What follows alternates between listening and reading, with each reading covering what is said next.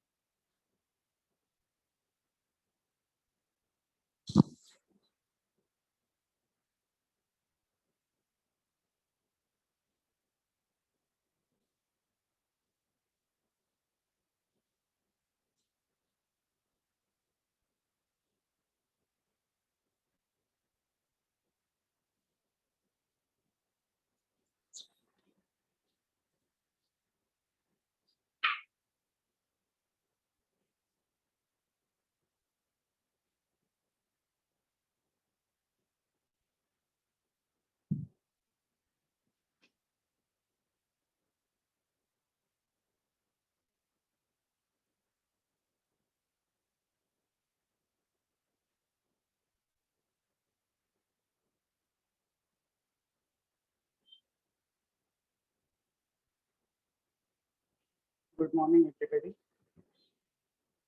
Good morning, everybody. So last time we had revised the lessons, first lesson, heredity and evolution. And then we had studied life processes, part 1, okay, in which we had studied respiration, then nutrition, and cell division we had studied, mitosis and meiosis.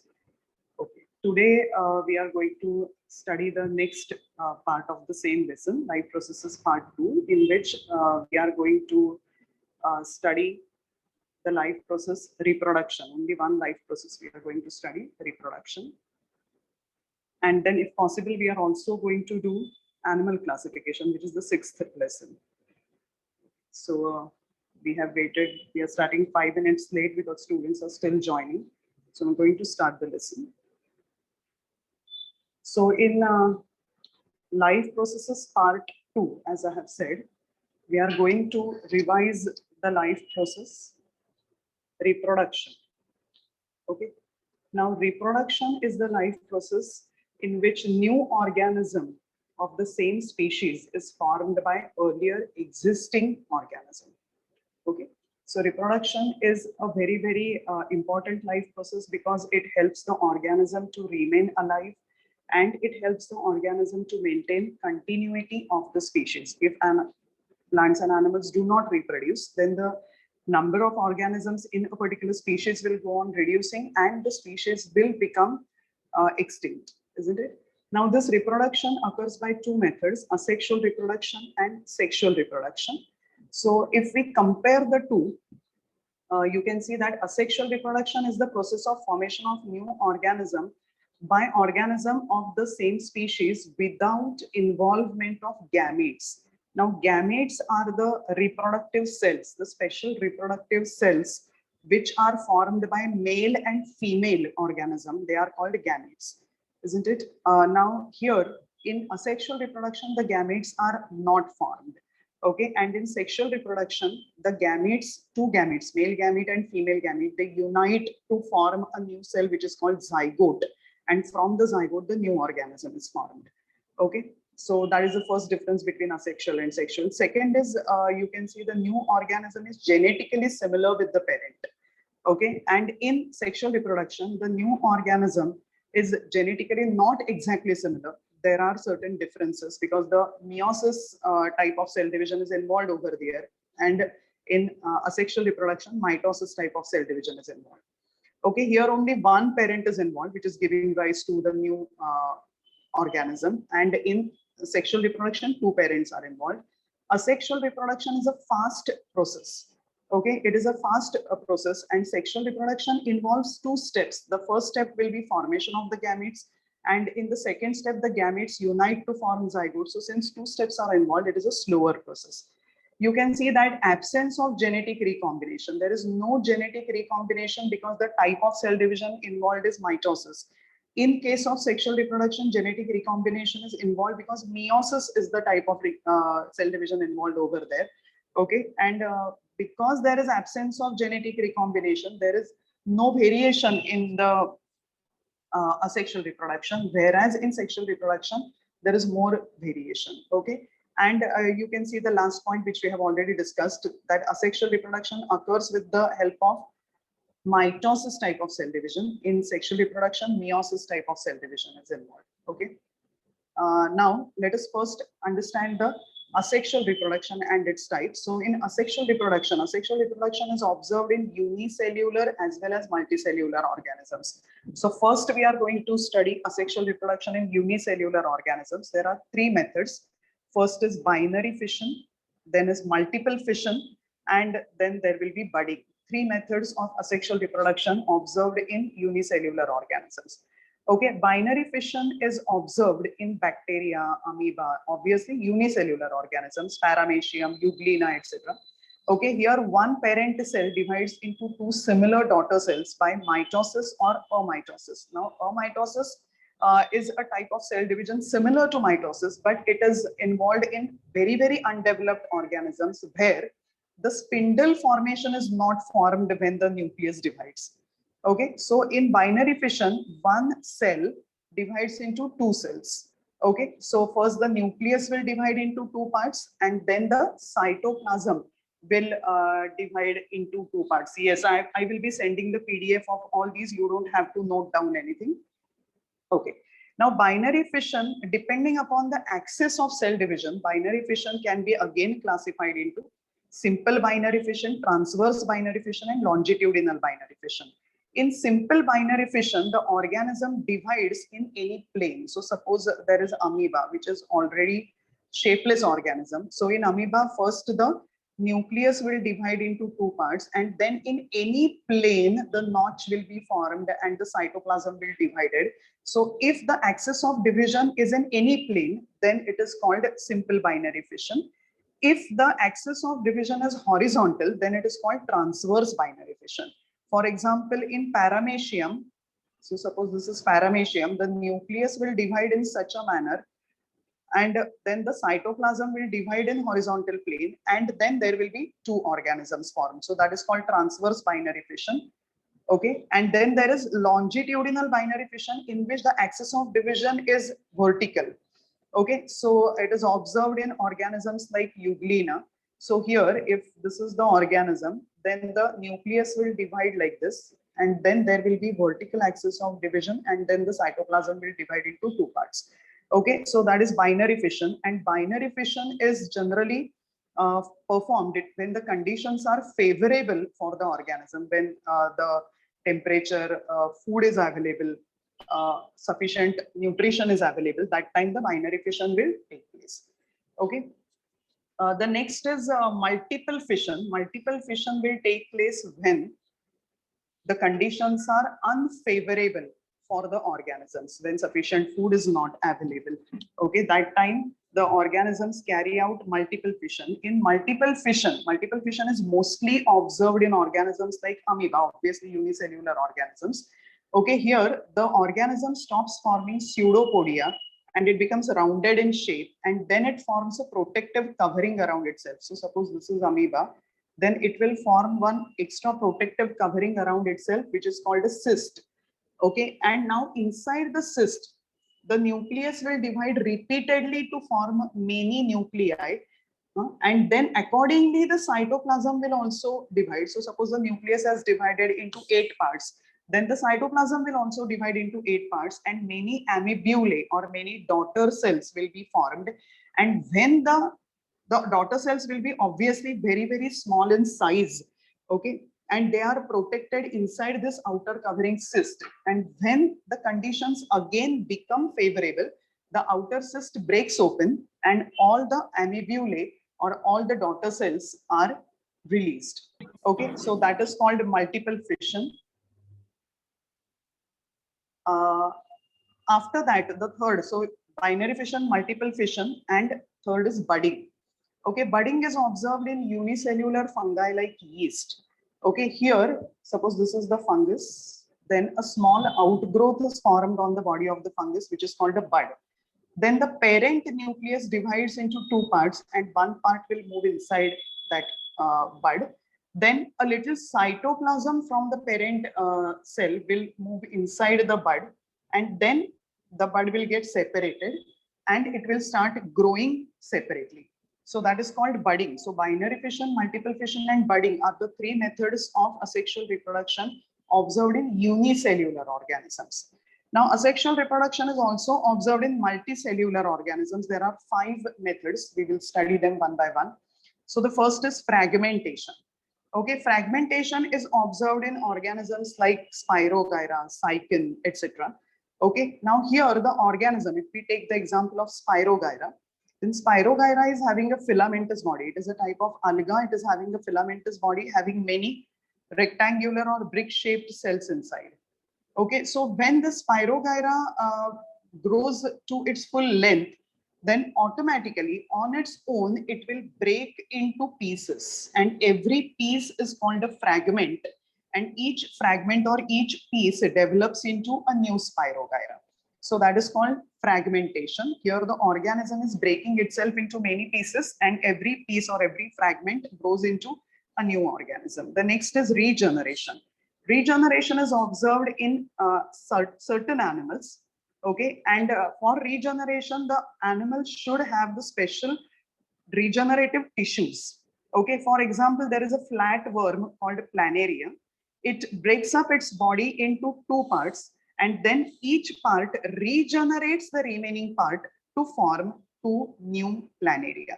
So suppose this is one planaria, it will break into two parts. Now this part, one part will form the other part. Okay, this other half will form the remaining half, and two new planaria will be formed. So that is called regeneration. Okay, in planaria, it is unlimited regeneration, but there are certain animals in which limited regeneration is observed, like in ball lizard. In ball lizard, the regenerative tissue is present only in the tail part of the lizard, and therefore, if the tail is broken, then it can regenerate it, it can form it again. Okay, so that is the next method. We have studied fragmentation and regeneration. The next part is budding. The next method of asexual reproduction in multicellular organisms is budding. Okay, budding is observed in animals like Hydra. So budding is the method which is observed in unicellular as well as multicellular organisms. In unicellular, it is observed in unicellular fungi like yeast. In multicellular organisms, it is observed in animals like Hydra. So here again, you can see this is the diagram of Hydra. Here, a small bud is formed, one outgrowth is formed on the body of the Hydra, and then it grows to form a small Hydra. You can see it over here. Okay, the parent Hydra is supplying nutrition to the budding Hydra. And when the budding Hydra grows sufficiently, it separates from the parent Hydra and it lives independently. So that is the third method. First was fragmentation, second was regeneration, third was budding. The fourth is vegetative propagation. Okay, vegetative propagation is observed only in plants.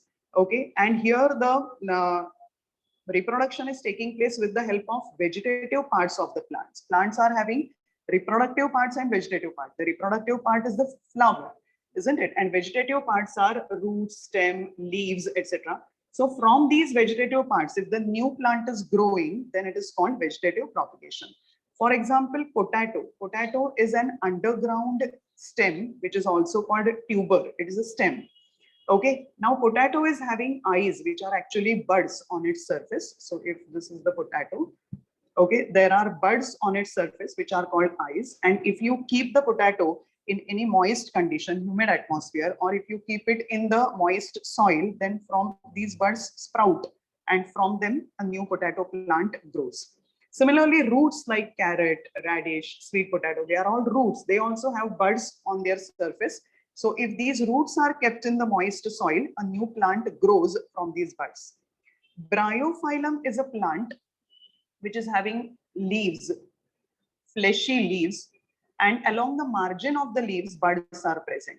So if this leaf is kept in water or in the moist soil, from these leaves, new bryophyllum plants can grow. So if the plant is growing from vegetative parts like root, stem, leaves, then it is called vegetative propagation. Then last method is spore formation. Okay, spore formation is observed in multicellular fungi like mucor. Mucor is the bread fungus. Okay, so it is also having filamentous body, and the filaments are called hyphae. Okay, some of the hyphae grow erect, and on the tip of the erect hyphae, there are bulged tips. The bulged tips are called sporangia. Sporangium, it's singular.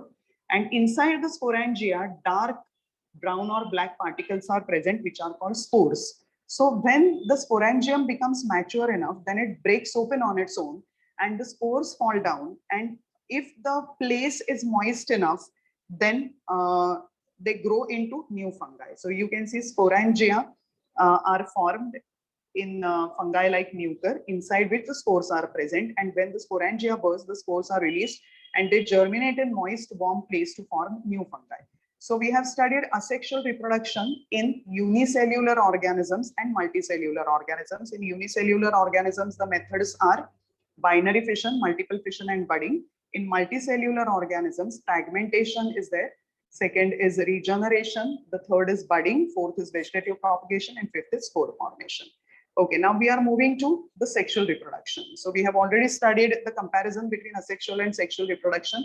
So in sexual reproduction, the reproduction is taking place with the help of two gametes or two germ cells, okay, male gamete and female gamete. Here the two parents are involved. In asexual reproduction, only one parent is involved. The process is slow because two steps are involved in this compared to asexual reproduction. Okay, then the new organism here is genetically different from the parents because the genetic recombination process is involved over here. Okay, and the type of cell division here is mitosis and meiosis both. Okay, reproduction involves two steps. First is the gamete formation. Okay, so in the male body, the male gamete, and in the female body, the female gametes will be formed by meiosis. Okay, the gametes are always haploid, means they have half the number of chromosomes. And the second step is fertilization. In fertilization, the haploid male gamete and haploid female gamete, they combine to form a diploid zygote, a single cell. Now the zygote divides and redivides by mitosis process, first to form embryo, and then embryo will further grow into new individuals. So this is called the mitosis, this is called the sexual reproduction. Okay. Now sexual reproduction, first we are going to study the sexual reproduction in plants. So in the plants, the reproductive organ is the flower. Okay, every flower is having, if it is a developed perfect flower, then it will have four floral whorls. Whorls are the parts. The outermost is calyx, then corolla, then androecium, and then gynoecium. Okay, now out of which the androecium and gynoecium is the male whorl and gynoecium is the female whorl. So they are called essential whorls because they actually perform the reproduction. And the calyx and corolla, they are called accessory whorls because they just protect the inner whorls. They do not take part in reproduction. The members of the calyx are called sepals and members of corolla are called petals. So if this is a flower, sorry, then this is the stalk of the flower. The stalk is called pedicel. Pedicel may be present, may be absent. Okay, then the outermost whorl is over here, which is green colored, which is the calyx, and the members of the calyx are called sepals. Then are the colorful petals. Okay, the petals, that whorl is called corolla, and the members of corolla are called petals. In the center is the gynoecium, the female whorl, which will have, this is ovary, then a tube-like structure called style, and then the tip, which is called stigma. Inside the ovary, one or many ovules are present, and inside every ovule, one female gamete is present. Okay, then there are many members of the androecium. Androecium is the male whorl. Every member of androecium is called stamen, and every stamen will have this filament, and at the tip of the filament there are anthers. Okay, anthers are present, and inside the anthers the pollen grains are present. Inside them pollen grains are present, and every pollen grain is having two male gametes. Okay, so this every member of the androecium is called stamen. Okay, every member of gynoecium is called carpel. Carpel is having ovary style stigma, and stamen is having filament and anthers. Okay, so you can see this. If a flower is having both androecium and gynoecium, then it is called a bisexual flower, like hibiscus flower. But if a flower is having only one whorl, only androecium, only gynoecium, then it is called a unisexual flower. Like in papaya, the male and female flowers are separate. The male flowers have only androecium, female flowers have only gynoecium. If the flower is having stalk or pedicel, which is mostly present, then it is called a pedicellate flower. Some flowers are without stalk, then it is called a sessile flower. Androecium is the male whorl, and the members of the androecium are called stamens. Each stamen is having a filament, and anthers are present at the tip of the filament in which the pollen grains are present. Each pollen grain is having two male gametes. Okay, gynoecium is the female whorl. The members of gynoecium are called carpels. Each carpel is having the basal ovary, above that the tube-like style, and the sticky tip called stigma. Okay, inside the ovary, one or many ovules are present, and each ovule is having one embryo sac in which one egg or one female gamete, then two haploid polar nuclei are present. We are going to study that later. Okay, when the flower becomes mature, then there is a process called pollination. In pollination, the pollen grains are transferred from anther to stigma. That means from the male reproductive part to female reproductive part. Okay, if this transfer takes place in the same flower or in another flower of the same plant, then it is called self-pollination. But if the pollen grains are transferred from one plant to another plant of the same species, you can see this. If pollination involves two flowers from two plants of same species, then it is called cross-pollination. Okay, scientists also can carry out artificial pollination with the help of a special brush, where the pollen grains are transferred artificially from anther to stigma. Okay, after pollination, if it is a cross-pollination, generally cross-pollination occurs with the help of agents like wind, water, insects like butterflies, and animals means actually birds. Small birds also, they transfer the pollen grains stick to their body, and when the birds fly and they sit on another plant, that time the pollen grains are transferred. After pollination, there is the process of fertilization. Okay, now for this here, you can see this is the carpel, this is the gynoecium. Okay, this is the ovary, then this is style, and this is stigma. Okay, now after pollination, the pollen grain is transferred to stigma. Okay, and pollen grain enters inside the style by forming a pollen tube, a tube-like structure you can see, and this entry of pollen grain inside the stigma is called the that is called the germination. Okay, so pollen grain germinates on stigma means it enters inside. It forms a pollen tube through the style. The pollen tube enters the ovary now. You can see that this pollen tube, it has turned like this and it has come near the ovary.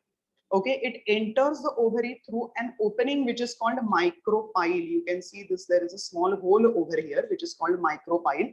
Okay, so when the pollen tube reaches that micropyle, that time it releases two male gametes which are present in it. You know that every pollen grain is having two male gametes. Okay, now inside the embryo sac, you can see, inside the embryo sac, total 8 cells are present. These 3 are the antipodal cells which nourish the embryo sac. Okay, then are the 2 polar nuclei. Okay, this is the main big cell which is the egg or the female gamete, and on 2 sides of that there are synergids. 2 small cells are present which are synergids. Now these synergids help to rupture or break the pollen tube. When the pollen tube breaks, 2 male gametes will be released inside the embryo sac. Okay, you can see that antipodal cells, they nourish the embryo sac. Now, out of the 2 male gametes, 1 male gamete combines with the female gamete, which is called egg, to form zygote. This is the main fertilization. So, male and female gametes combine to form zygote. And the second male gamete, it combines with the 2 polar nuclei, which are present in the center. Okay, and they form a structure which is called endosperm. They form a structure which is called endosperm. Now here, since 2 male gametes are taking part in this process, it is called double fertilization. So 1 male gamete is helping to form the zygote and other male gamete is helping to form endosperm. Okay, the process is called double fertilization. After the fertilization, there is the germination. In germination, the inner ovule develops into seed and the outer ovary develops into fruit. The zygote which is formed, it develops into embryo, and embryo will develop into new plant. The endosperm, which is formed during the double fertilization, that nourishes the growing embryo and embryo grows into new plantlet. So after fertilization, these changes which are taking place, that is, they are called seed germination. The process is called seed germination.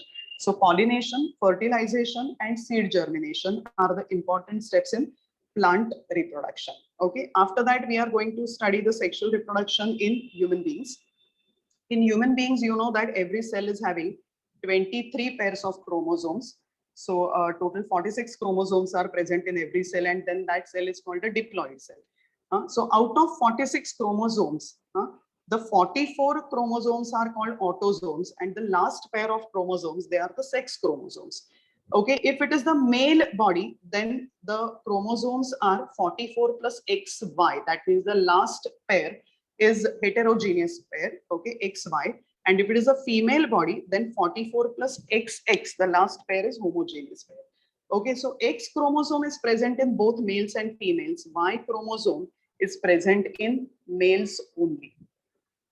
Okay, let us move ahead and let us see the male and female reproductive system. Now, in human male reproductive system, there are testes. We are studying human male reproductive system. This is the sperm. Okay, the main reproductive part is testes. Then various ducts or tubes are present, and glands are present. Okay, various glands are, 3 glands are present. Now the testes are present in a covering. The covering is called scrotum, and testes and scrotum both are located outside the abdominal cavity, because in the testes, the temperature which should be maintained, that should be slightly lower than the human body temperature for proper production of the sperms. So they are located slightly outside the abdominal cavity.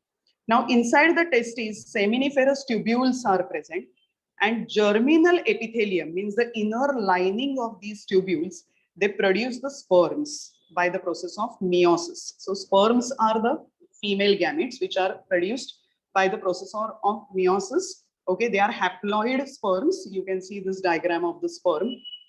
And the sperms which are produced, they are immature sperms. Now these immature sperms pass through various tubules which are also called ducts. So 6 ducts are present. Okay, rete testis is the first duct, then vas efferens, then is epididymis, then vas deferens, then ejaculatory duct, and then urinogenital duct. Okay, total 6 ducts. The sperms are passing through 6 ducts, and during this passage, the immature sperms become mature. The 3 glands which are present in human male reproductive system are, the first is the seminal vesicle. Okay, seminal vesicle contains a secretion which is very rich in fructose, and fructose supplies energy to this sperm. Okay, the second gland is called prostate gland. It secretes the secretion which is having a lubricant in it. And the last is Copper's gland, which secretes alkaline secretion. Okay, alkaline secretion, alkaline pH is necessary for the activity of sperms. Okay, all these secretions are secreted in the urinogenital duct.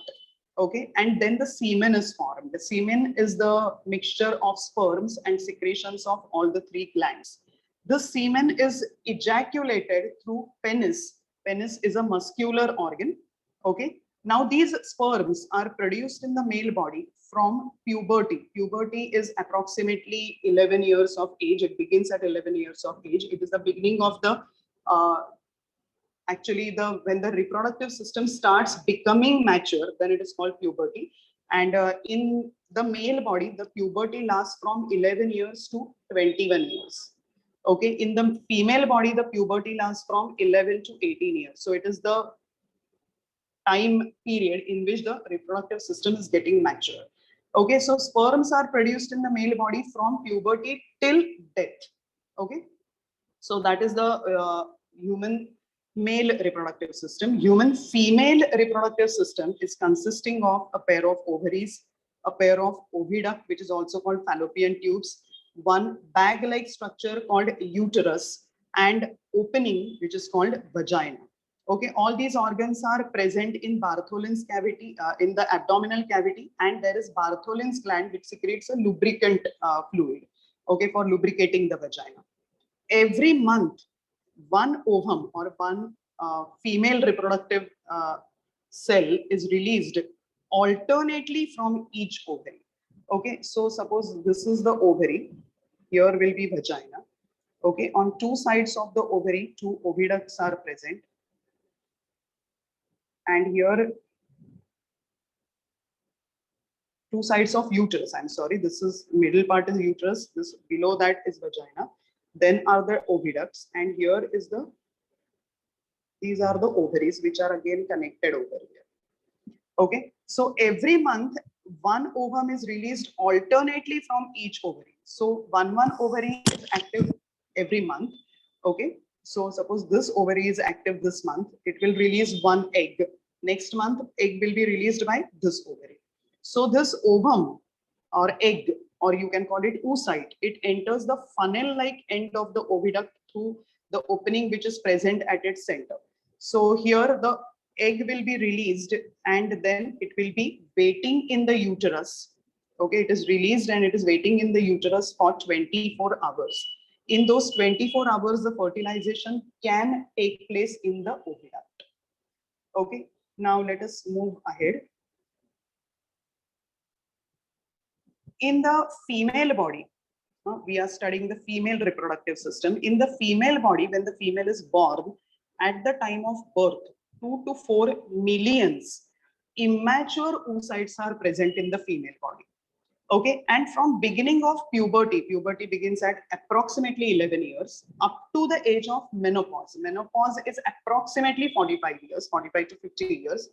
Okay, one oocyte matures and it is released from the active ovary every month. Okay, menopause is the stoppage of the function of the female reproductive system. Okay, so from 11 years up to approximately 45 years up to the menopausal age, okay, one oocyte will become mature and it will be released from the active ovary every month. Okay, so about 400 oocytes are released out of 2 to 4 million oocytes. Okay, remaining oocytes, which have not released up to the age of menopause, they will be inactivated, they will be degenerated, and they will be destroyed in the female body. Okay. Now fertilization. Fertilization is nothing but formation of zygote by union of the sperm. Sperm is the male gamete and ovum or oocyte or egg is the female gamete. Okay. Now during fertilization, the semen is the mixture of the 3 secretions of the 3 glands and sperms. So the semen is ejaculated or released in the vagina during copulation, that is the actual sexual act. Okay. Sperms pass, they enter in the vagina. From vagina, they move to uterus. From uterus, they move to oviduct. In the oviduct, if the egg is present at that time, then one sperm fertilizes that egg or ovum to form the zygote. So this zygote formation takes place in the oviduct. And this formation of zygote is obviously called fertilization. Okay, now the zygote which is formed, it undergoes repeated mitotic divisions. It divides by mitosis again and again, and it forms a structure called embryo. Okay, this embryo is then pushed towards uterus. Okay, and in the uterus, it gets implanted. Implanted means it sticks to the inner wall of the uterus. Inner wall of the uterus is also called endometrium. Okay, then a special tissue called placenta is formed to supply food to the growing embryo, and a cord like tube like structure is formed which is called umbilical cord. Through the umbilical cord the food will be supplied. Okay, the embryonic development is completed after 9 months. So all these are the 9 months of pregnancy.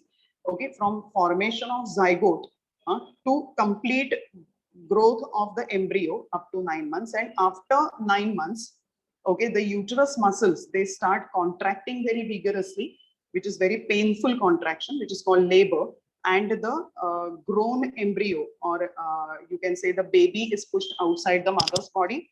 Okay, that is the childbirth. When the child comes out of the vagina, then the umbilical cord is cut off and the child and the mother's body, they are separated. Now the baby, whether it is male or female, that is sex determination. Okay, so here you can see that man is responsible for sex of the child. At the time of fertilization, if the X chromosome comes from the male, you can see that human male is forming the sperms, and human female body, in the female body, the oocyte or egg is formed. So the sperms are of 2 types. Half the sperms are having X chromosome, half the sperms are having Y chromosomes, but the oocytes are all having X chromosome only. So if the oocyte is combining with sperm having Y chromosome, then it will be a male child. And if the oocyte combines with sperm having X chromosome, then it will be a female child. So man is responsible, father is responsible for sex of the child. So at the time of fertilization, if X chromosome comes from the male, then the child will be a girl. If Y chromosome comes from the male, then the child will be a boy. Okay. The oocytes which are released from the ovary during last few months nearing the menopause. We have already studied that menopause occurs approximately at the age of 45 years. So if the female is pregnant very, very late, 40 to 50 years of her own age, then the oocytes are also very old oocytes in the female body, because in the female body, the oocytes are present from the time of birth. So the oocytes which are released from the ovary during the last few months nearing the menopause, those oocytes are also 40 to 50 years old, and their ability of division has diminished. If such oocytes, such old oocytes are fertilized, means if the female is pregnant at her very, very late age, then the newborns which are produced from them may have abnormalities like Down syndrome. Okay, Down syndrome is mental retardation. Okay, so because of the old oocytes, the newborns which are formed, they may be mentally retarded. Okay, now we are also going to study menstrual cycle. You know that female reproductive system undergoes some changes at the time of puberty. Okay, and those changes repeat at regular intervals at every 28 to 30 days, means every month these changes are repeated. These repetitive changes are called menstrual cycle. There are four hormones which are controlling this menstrual cycle. The first is called follicle stimulating hormone, or FSH, luteinizing hormone, LH, estrogen, and progesterone. The first two hormones, follicle stimulating hormone and luteinizing hormone, are secreted by the pituitary gland, which is present in the brain, and the remaining two hormones are secreted in the female reproductive system only. Okay, so first, the follicle stimulating hormone is secreted by pituitary gland. Okay, under the influence of this hormone, one follicle in the ovary starts developing. Okay, follicle is a small gland in which the immature oocyte or ovum or egg is present. Okay, so follicle stimulating hormone is secreted, and one follicle in the ovary starts developing, inside which the egg is becoming mature. Okay, now then the estrogen, the developing follicle, the growing follicle secretes the hormone estrogen. Okay, and under the influence of estrogen, the endometrium develops. Endometrium is the inner lining of the uterus that becomes thick. Okay, endometrium develops, right? Then the pituitary gland secretes the luteinizing hormone. Under the effect of luteinizing hormone, this developing follicle, it bursts, it breaks, and it releases the oocyte, the mature oocyte. And this process of release of oocyte is called ovulation. Okay, the remaining tissue of the follicle, okay, the oocyte is released. Now the remaining tissue is converted into a gland which is called corpus luteum. So corpus luteum is formed from the remaining tissue of the burst follicle. This corpus luteum secretes the hormone progesterone. Okay, progesterone again acts on the uterus, and the endometrial glands, under the effect of progesterone, the endometrial glands secrete the secretions and make the uterus ready for implantation. Okay, implantation is, you know, the embryo sticks to the endometrium wall, and that is called implantation. So now the uterus is ready for implantation. Okay, now if the oocyte in the oviduct is not fertilized within 24 hours, you know, when the oocyte is released, it remains in the oviduct for 24 hours. In these 24 hours, if the sperms are not entering in the female body, then obviously the oocyte will not be fertilized. Then what will happen? Then this corpus luteum which is formed, it changes itself into another gland which is called corpus albicans. Okay, corpus albicans will stop the secretion of two hormones, estrogen and progesterone. So the secretion of estrogen and progesterone stops when corpus albicans is formed. And when the secretion of estrogen and progesterone stops, the endometrium degenerates. Degenerates means it breaks into pieces. Okay, it breaks into pieces. Now, these pieces of the degenerated endometrium plus the unfertilized egg or ovum plus a little blood. They are all discharged. They are all released through the vagina. Okay, and this flow is called the menstrual flow, which lasts from 3 to 5 days. Okay, so that is menstruation. If the endometrium, if there is fertilization, then there will not be menstruation. Okay, because if the fertilization takes place, then if the oocyte is fertilized, you can see over here, if the oocyte is fertilized, then the zygote is formed. Okay, the zygote will grow into embryo. We have studied that before also. The embryo will go in the uterus and it will get implanted, means it will stick to the wall of the uterus and then it will grow there for 9 months, isn't it? And after that, there will be childbirth. In this case, the repetition of the menstrual cycle is temporarily stopped till parturition, means till childbirth, and during the breastfeeding period also the menstrual cycle is stopped for a certain time. Okay, during the period of menstrual cycle, which lasts for approximately 5 days, women experience severe pain in the uterus. Okay, and there is weakness because of the blood loss. There is possibility of infections also. So they can take rest if it is possible, and hygiene is very much needed during this period to prevent the infections. Okay, the next part of the lesson is, the advanced medical techniques to which can help the childless couples to have children. Okay, so many couples cannot have children because of some physical deformities. In case of women, the various reasons are there. There may be irregularity in menstrual cycle. There may be difficulty in oocyte production. Sometimes the oviduct is blocked. There are obstacles in the oviduct. Sometimes the after zygote formation, the implantation does not take place in the uterus properly. That's why a woman cannot have children. In case of men, the various reasons are there. Absence of sperms in the semen. Sometimes the sperms are weak and they move very slowly. Sometimes there are anomalies or abnormalities in the sperms because of which the man cannot have a child.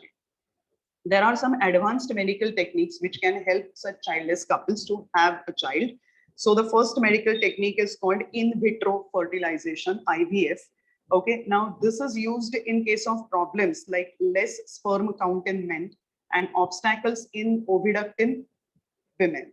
Okay, such couples can go to the IVF clinic where fertilization of oocyte and sperm. Oocyte is the female gamete, sperm is the male gamete. So these gametes are taken out of the body and the fertilization is brought about in a test tube. So that is called in vitro, means outside the body.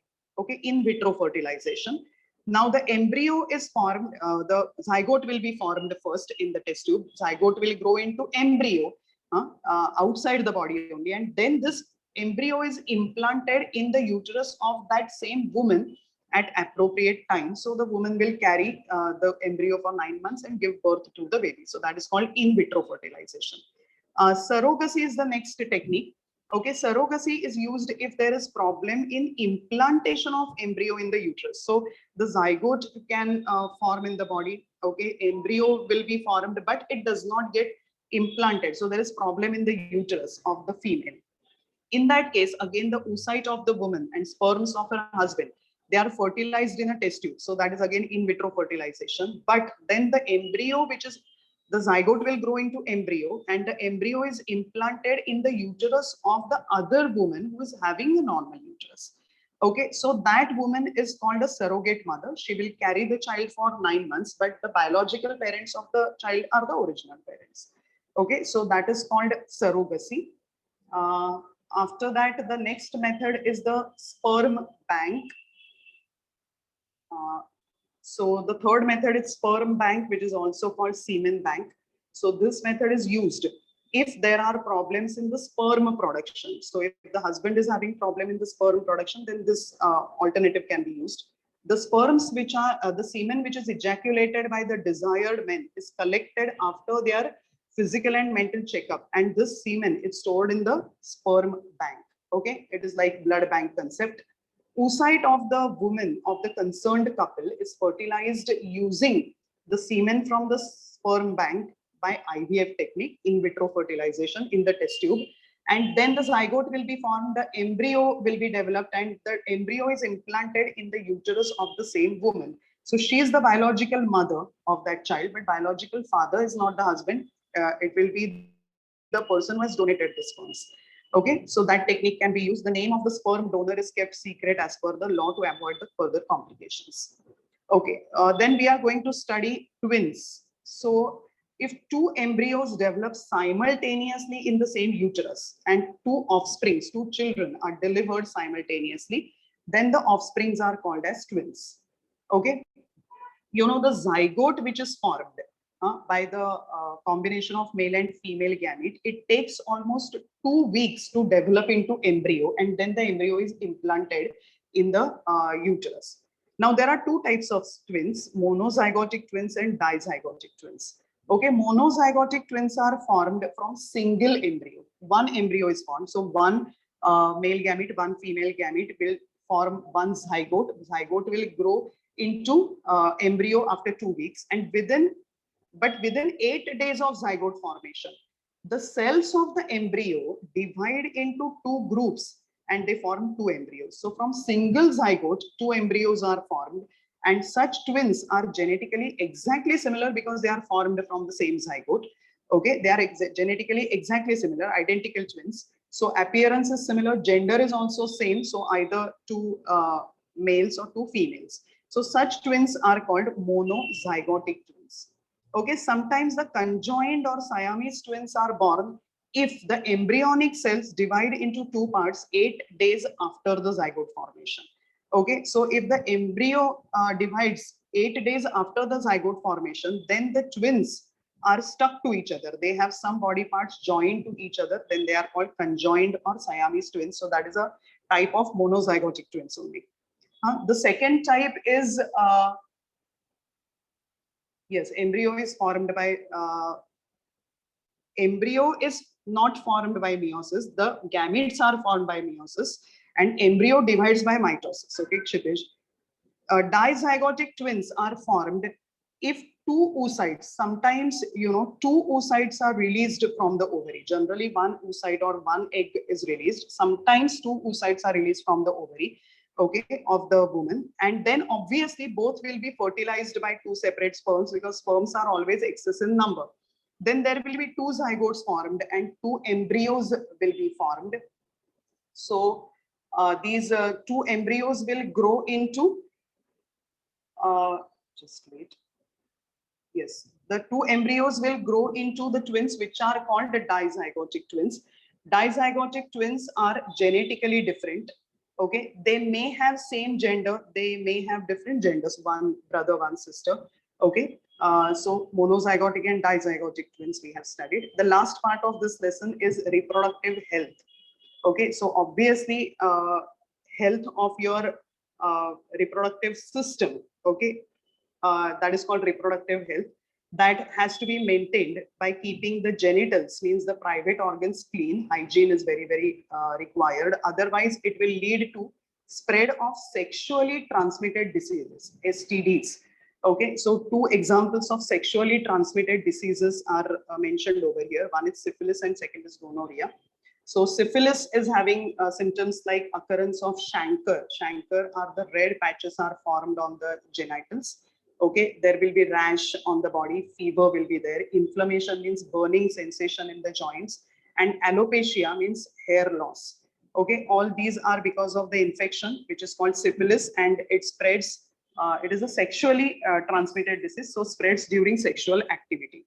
Okay, gonorrhea is another infection. It has symptoms like painful and burning sensation during urination, oozing of the pus. Oozing is coming out, you can say. So pus will be oozed out through penis in case of males and vagina in case of females. There will be inflammation of the urinary tract, inflammation of throat and eyes. So all this is because of infection, which is called gonorrhea. So if you want to avoid such sexually transmitted diseases, then you have to keep the genitals clean. Reproductive health is very, very important.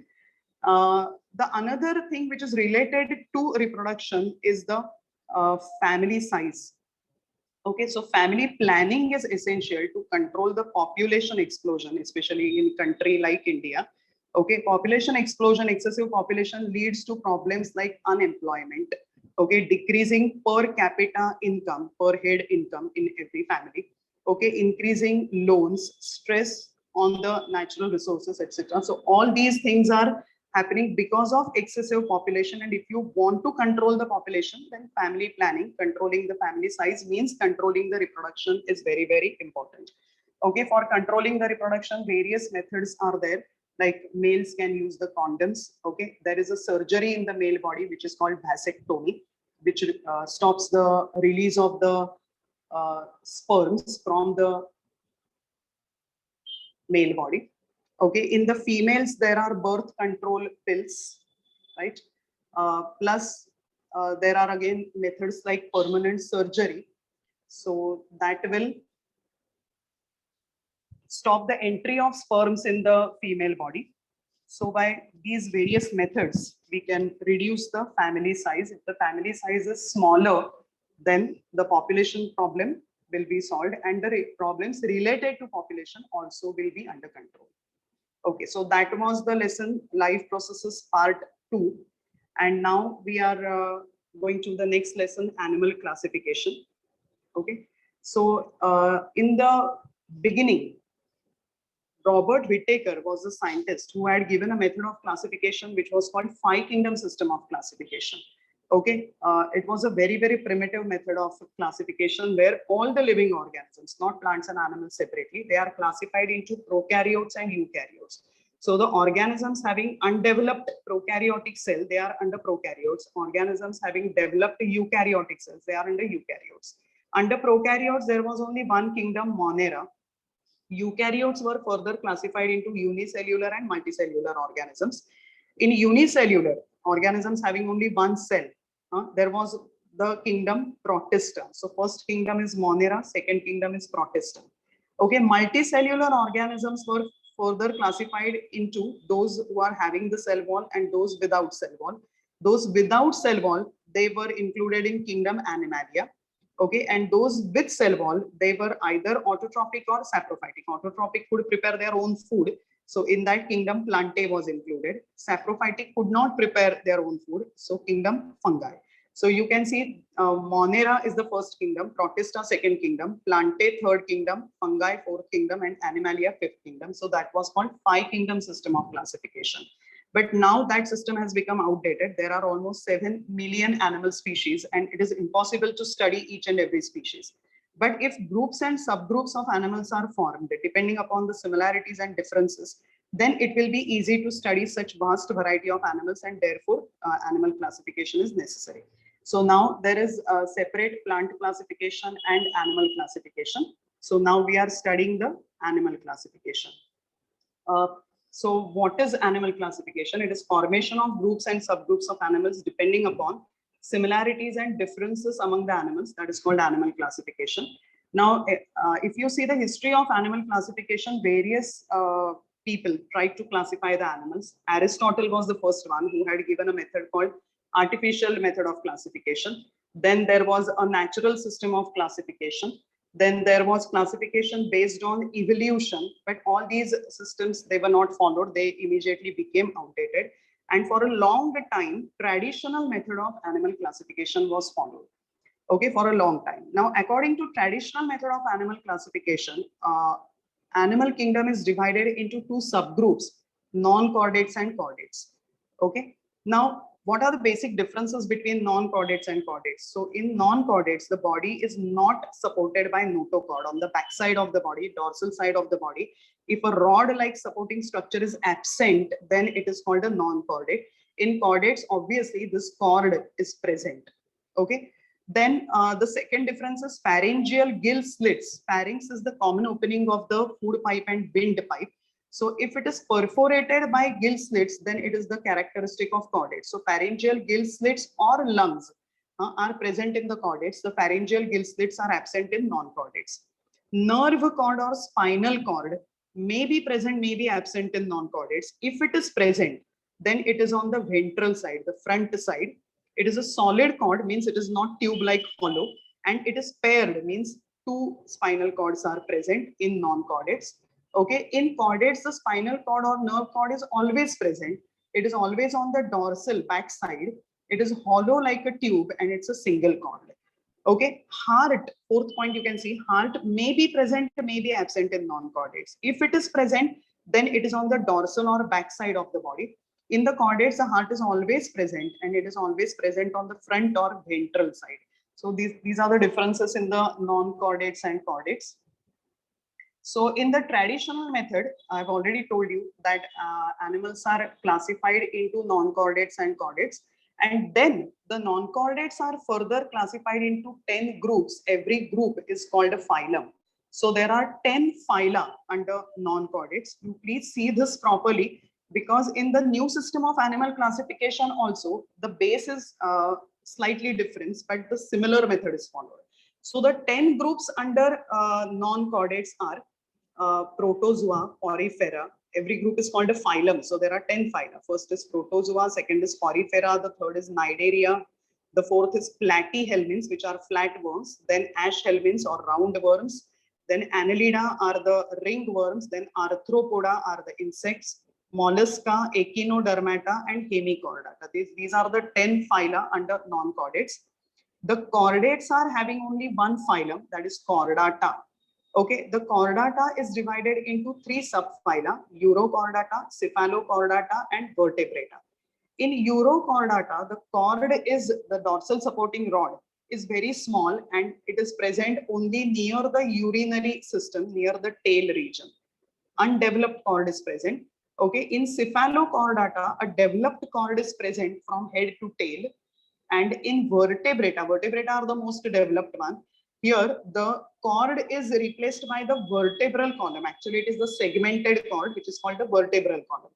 Vertebrata are the most developed among the chordates, and they are further classified into 6 classes. Okay, 6 groups. Every group is called a class. Cyclostomata, Pisces. Pisces are the fishes. Then amphibia, reptilia, aves means birds, and mammalia. So this was the traditional method of classification. Then the recent method is the new system of classification, which is quite similar to the traditional method, but the base of classification is different. And along with that, certain criteria are considered before classifying the animals. So which are the criteria which are considered in the new system of classification? First, you have to consider the grades of organization. Okay, grade of organization means what is present inside the body of that animal. That is called the grade of organization. If the animal is very undeveloped and having only one cell, then the grade is called protoplasmic grade organization. Protoplasmic grade organization is observed only in unicellular organisms like amoeba, paramecium, etc. In their body, only protoplasm is present, cell and the nucleus and cytoplasm together. So that is called protoplasmic grade organization. The next is cellular grade organization. Cellular grade organization is observed in multicellular animals, but those undeveloped multicellular animals in which only cells are present, but the cells have not yet formed tissues. Okay, so it is cellular grade organization is observed in multicellular animals in which the tissues are not formed. So animals belonging to phylum Porifera, okay, like cycon sponge, in their body only cells are present, and therefore it is called a cellular grade organization. The third is cell tissue grade organization. So here the animal is slightly more developed, and in the body cells and tissues both are present. Okay, so in animals like hydra, jellyfish, okay, the body is having many cells, and similar cells have formed groups which are called tissues. So that is cell tissue grade organization. In further developed animals, there is tissue organ grade organization. So here inside the animal body, the organs are also present. Tissues and organs both are present. So animals like planaria, liver fluke, they are having tissue organ grade organization. And in most developed animals, there is organ system grade organization. Here, many organs have come together to form organ systems like reproductive system, respiratory system, digestive system, etc. So if the organ systems are present in the body of the animal, then it is the organ system grade organization. So in animals like frog, human beings, there is organ system grade organization. So before classifying the animal, you have to study what type of organization the body is having. Then you have to understand what is the body symmetry of that animal. Okay, according to body symmetry, the animal can be either asymmetrical or radially symmetrical or bilaterally symmetrical. So asymmetrical means the body is totally shapeless. Okay, so animals like amoeba, paramecium, certain sponges, they have totally shapeless body, which is called asymmetrical body. Second is radial symmetry. Okay, in radial symmetry, you can imagine, suppose this is a cylinder.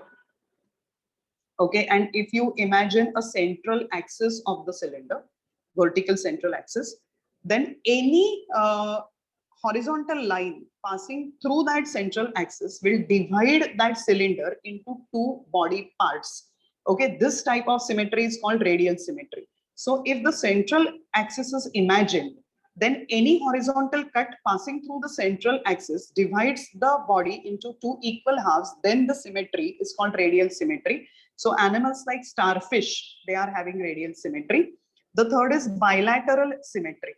Okay, in bilateral symmetry, there is only one imaginary vertical axis which will divide the body into two equal halves. So in our body, we are having bilateral symmetry in human beings. So we have two hands, two legs, two eyes, two nostrils, two ears, like that. Okay, so that is called bilateral symmetry. A middle vertical axis will divide the body into two equal halves. So you have to understand the body organization, you have to understand the body symmetry, then you have to understand the germ layers. In undeveloped animals, there are 2 or 3 layers covering the animal body. If 2 layers are present, then the body is called diploblastic animal. Okay, so the outer layer is called ectoderm, the inner layer is called endoderm. Okay, and sometimes 3 body layers are present in the undeveloped animals, then the body is called triploblastic body. So the outer one is ectoderm, inner one is endoderm, and the middle one is mesoderm. So if 3 body layers triploblastic, 2 body layers diploblastic. Okay, so germ layers. Then we have to understand what is a body cavity or coelom. Okay, the animals may have a cavity between the body wall and the internal organs. We are talking about the undeveloped animals only. Okay, so in the undeveloped animals, a cavity may be present between the body wall and the internal organs. This cavity is called coelom. Okay, so depending upon the body cavity, whether it is present, whether it is absent, whether undeveloped or developed body cavity is present, there are 3 categories: acoelomates, pseudocoelomates, and eucoelomates. Okay, so acoelomates are the animals in which the body cavity is totally absent. So flatworms like planaria, sponges like cycon sponge, cnidarians like hydra. In these animals, the body cavity is absent, so they are called acoelomates. Okay, pseudocoelomates, these are the animals having undeveloped fluid-filled body cavity. So the body cavity is undeveloped and it is filled with a fluid. So animals of roundworm category, they are also called ash helminths like Ascaris. They are called pseudocoelomates, and eucoelomates are the animals having a developed body cavity. Developed body cavity. So animals like Annelida, ringworms, so animals like earthworm, which come under the phylum Annelida, they are called eucoelomates. So depending upon the body cavity or coelom, there are 3 categories. Acoelomates do not have the body cavity. Pseudocoelomates have undeveloped fluid-filled body cavity, and eucoelomates have a developed body cavity. The last criterion which we are going to study is body segmentation. So sometimes the body of the animal is divided into smaller similar units. Then every unit is called a segment and the body is called segmented body. Otherwise, it is a non-segmented body. For example, in the earthworm, the body is segmented.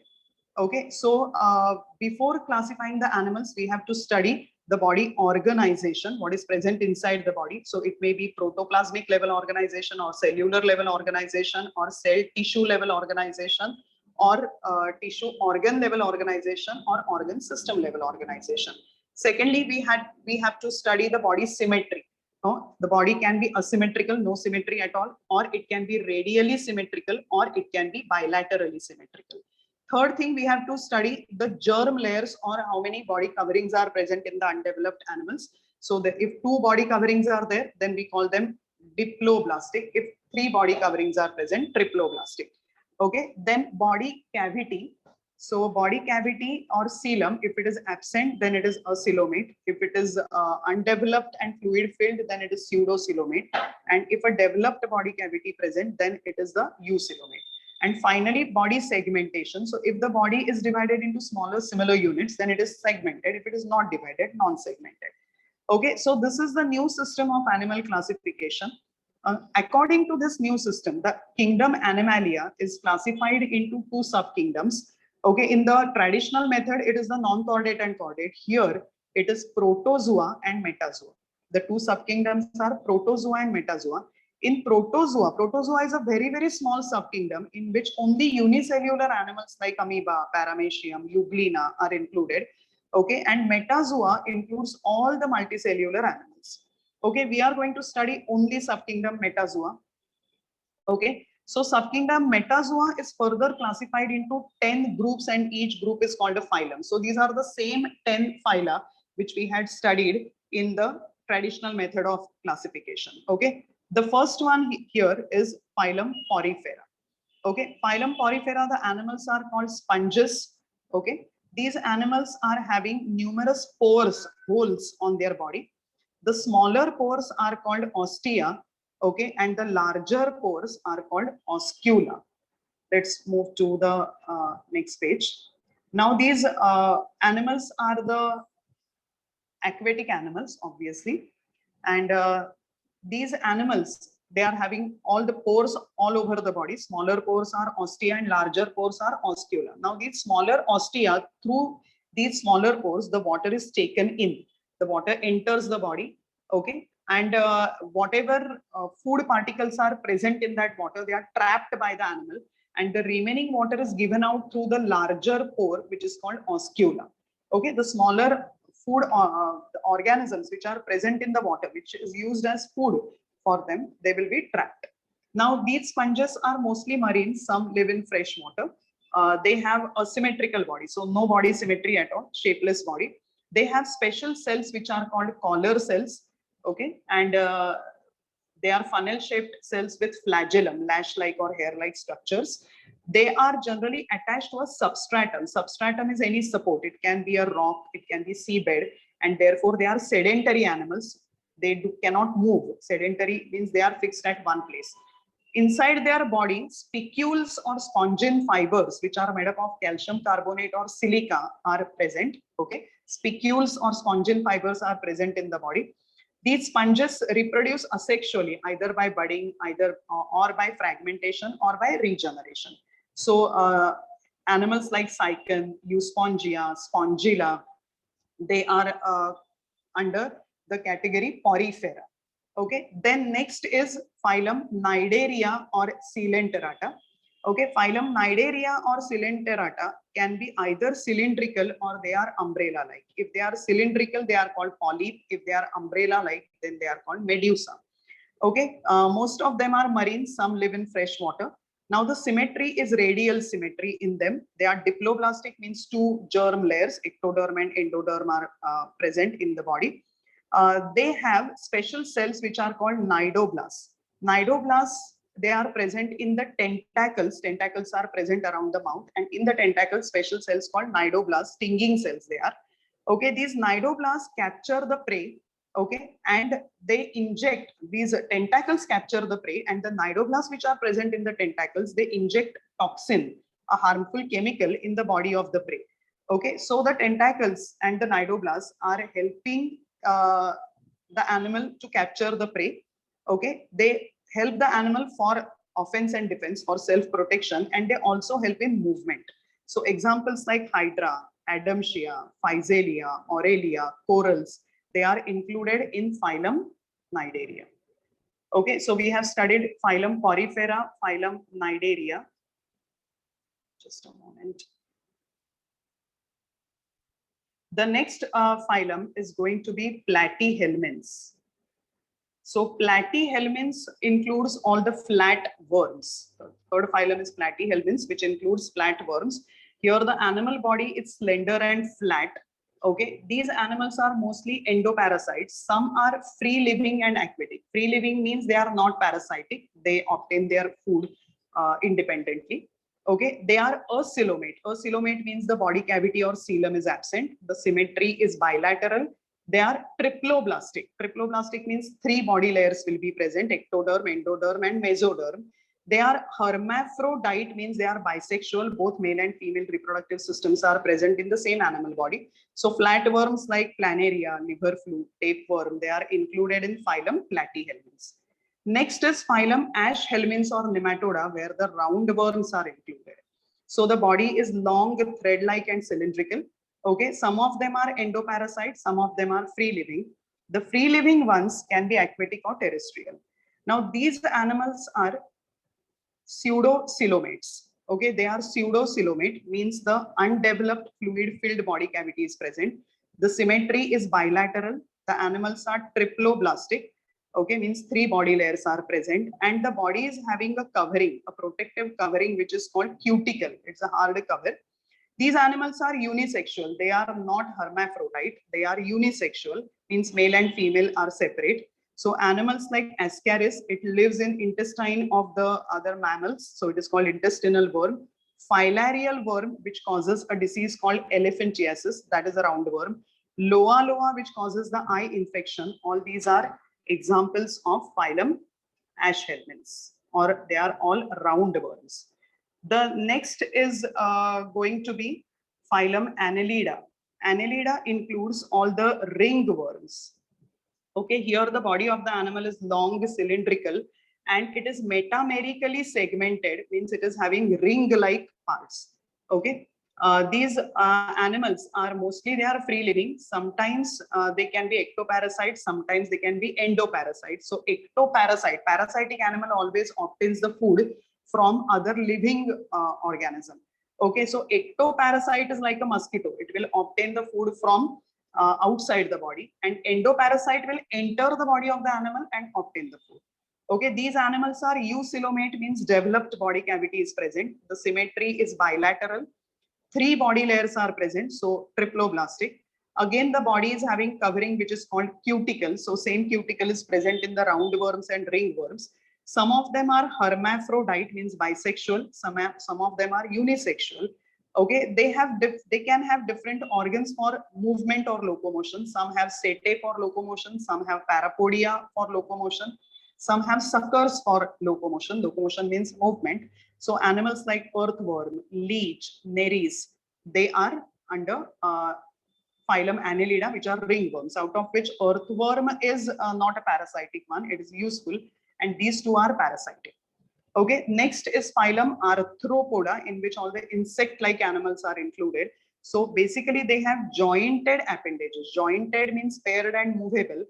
Feet, many pairs of movable feet are present. This is the largest phylum. Okay, the animals are found in all types of habitats, means they can be aquatic, they can be terrestrial, they can be aerial. They are eucoelomate, means developed body cavity is present. The symmetry is bilateral. They are triploblastic, means 3 body layers are present, and the body is segmented or divided into 3 parts: head, then chest part, which is called thorax, and below that abdomen is present. Okay, the exoskeleton or body covering is chitin covering, chitinous body covering. Here it was the cuticle body covering, here chitinous body covering. Okay, these are unisexual animals. So cockroach, honeybee, butterfly, centipede, millipede, all these are insects are included in phylum Arthropoda. The next phylum which we are going to study is just a moment.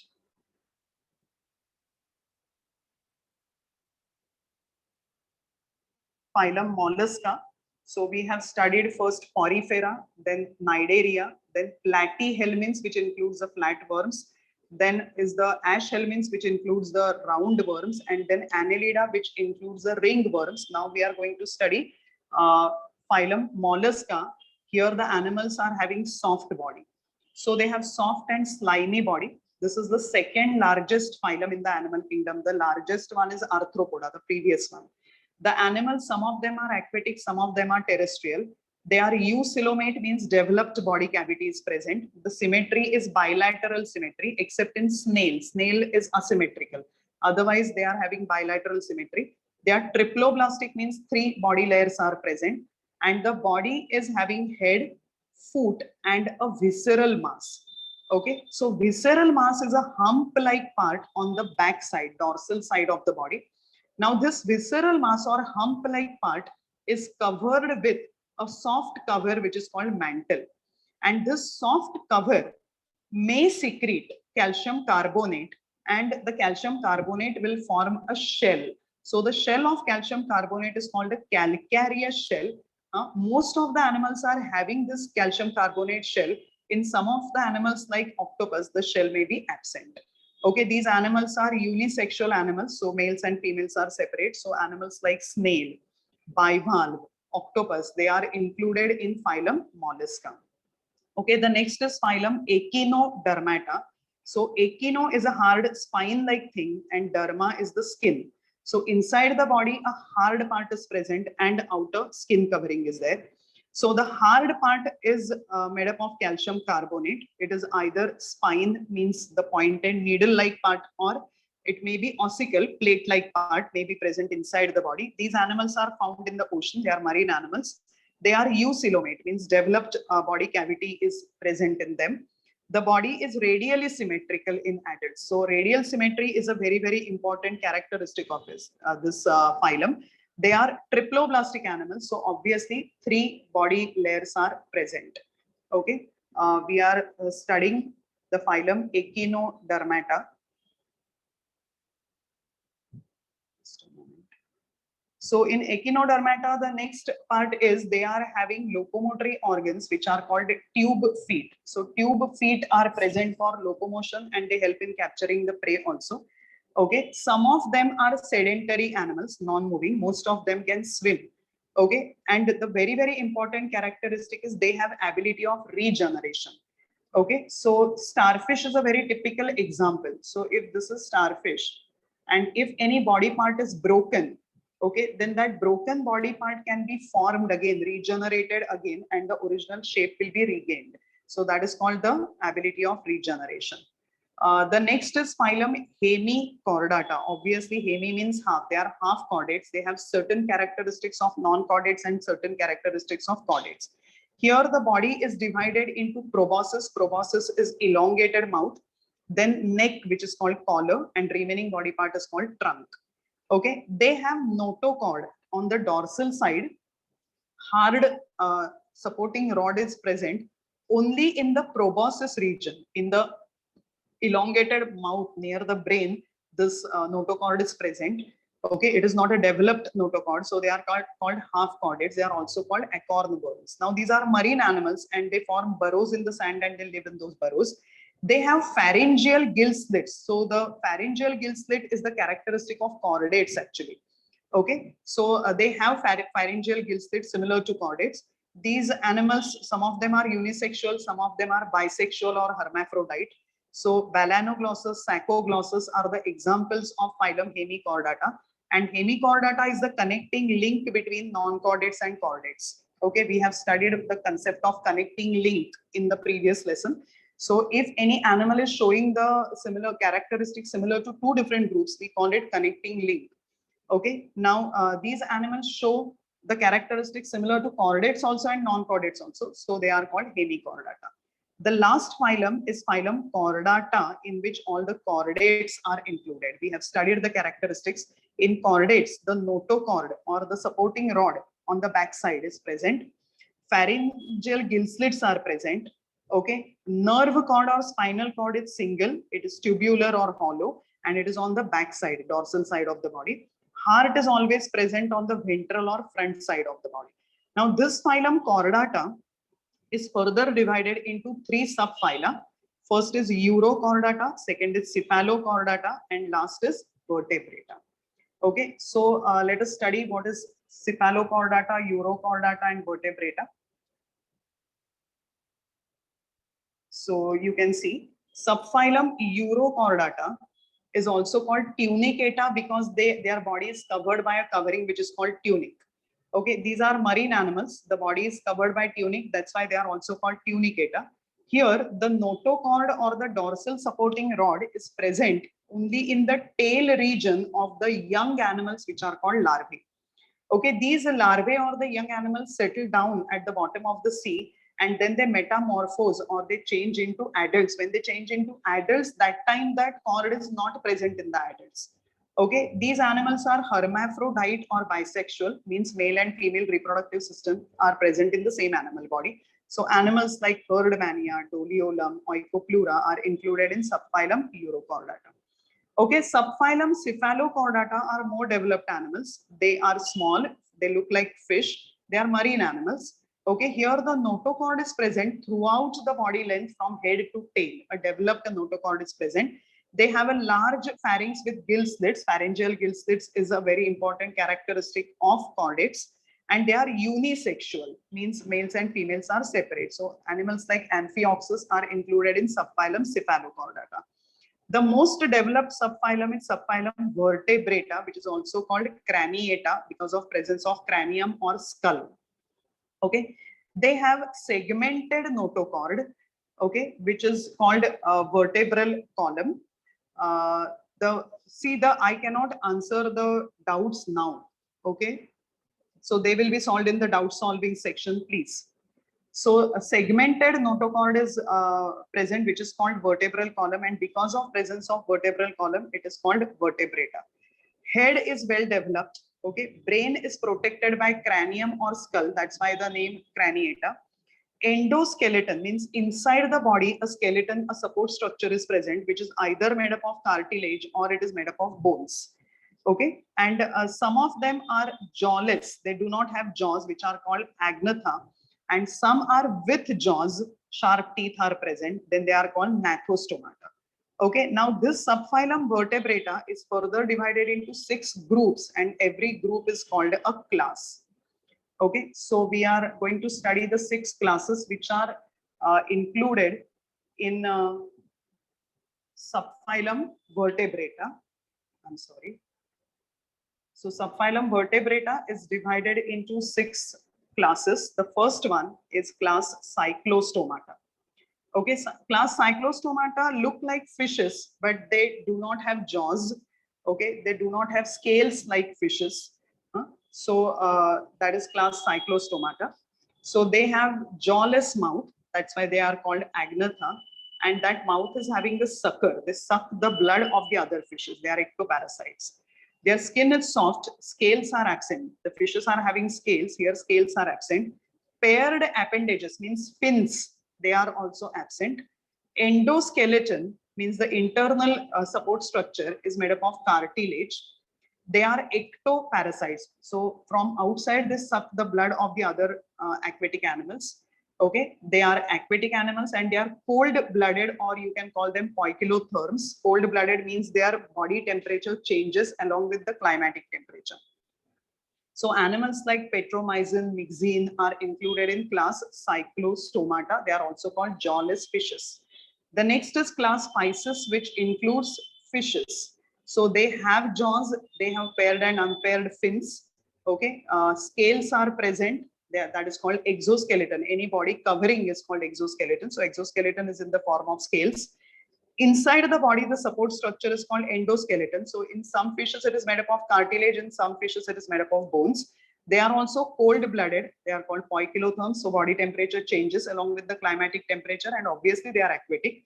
Okay, the body is spindle-shaped. So the middle part is bulged and the edges are tapering. That is called spindle-shaped. And gills are present for respiration. So gill respiration is a very, very important characteristic of this class. So fishes like rohu, katla, they are sweetwater fishes, and pomfret, shark, electric ray, stingray, they are the saltwater fishes. They are examples of class Pisces.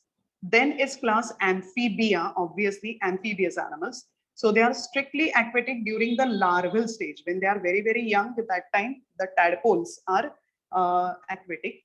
And that time they perform aquatic respiration. When they become adult, they live on the land as well as in water. So they become amphibious.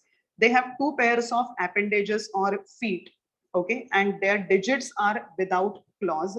Claws are absent.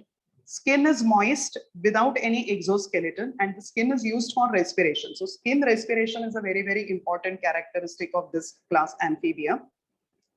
The external ear, which is called pinna, is absent, but internal ear, tympanum, eardrum, is present.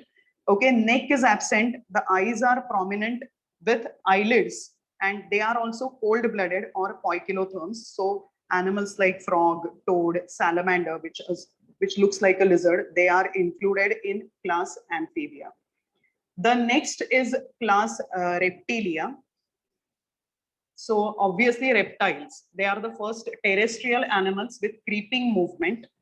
They are cold-blooded or poikilotherms, so body temperature changes along with climatic temperature. Either short limbs are present or no limbs. Therefore, they have to crawl or creep. Their skin is very dry and scaly. So dry scales is the exoskeleton present in them. The neck is absent between head and trunk, and external ear pinna is absent. Again, tympanum is present. The characteristics similar to Amphibia. The digits are having claws, means the sharp nails are present. So reptiles like lizard, tortoise, snake, they are included in class Reptilia. The next is class Aves, where all the birds are included. So they are aerial, means they can fly in the air. Okay, they are warm-blooded or homeotherms, means their body temperature remains constant, whatever is the climatic temperature. Their body is again spindle-shaped, middle part is bulged and edges are tapering. The forelimbs, the front limbs are modified into wings, and digits are having scales and sharp nails also, or claws. Exoskeleton or body covering is in the form of feathers. Neck is present between head and trunk, and the jaws are not present, but beak is present. So birds like peacock, parrot, pigeon, duck, penguin are included in class Aves. The last is class Mammalia. Obviously, all mammals are included. So mammary or milk producing glands are present in the females. That is the most important characteristic over here. They are warm-blooded or homeotherms. Okay, body temperature remains constant in any type of climate. Body is divided into head, neck, trunk, and tail. Tail is absent only in apes and human beings. Otherwise, the tail is present. Okay, and these animals, they have digits which are having either nails like human beings, or claws like lion, tiger, sharp nails, or hooves. The fast running animals, they run on their hooves. It's a horny, hard part of the foot, okay, on which they run. Exoskeleton is in the form of hair or fur, okay. So human beings, elephant, kangaroo, dolphin, and whale are aquatic mammals. Bat is an aerial mammal. So they are all included in class Mammalia. Okay, so here we have completed 2 lessons. The third lesson, life processes part 2, where we have studied the reproduction and animal classification, 6th lesson. Your doubts will be solved in the doubt solving session. Okay, so bye everybody.